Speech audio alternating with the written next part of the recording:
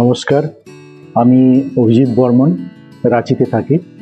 আমার দুটো নিতেই প্রবলেম ছিল, যেটা হাঁটতে খুব অসুবিধা হতো। সেই জন্যে আমি অনেকদিন ধরে ভুগছিলাম এটা প্রবলেমটা। তো ডক্টর লালা স্যারের কাছে আমি ওপিডিতে দেখাই। উনি অ্যাডভাইস করেন যে নিটা রিপ্লেসমেন্ট করতে হবে, টিকেয়ার। তারপরে আমি 25 তারিখে হসপিটাল ভর্তি হওয়ার পর আমার 26 তারিখে ওপিডি হয়, অপারেশন হয় টিকেয়ার।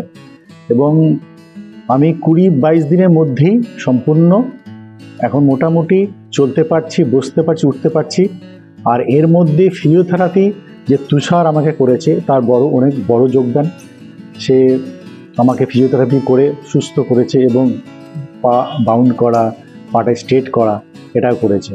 আমি তাই এই অপারেশনে সাকসেসফুল হয়েছে এবং অপারেশন এবং হসপিটালে অ্যাডমিট যতদিন ছিলাম, হসপিটালিটি এবং বিহেভ সব স্টাফের আমি খুব মুগ্ধ এবং ভালো লেগেছে।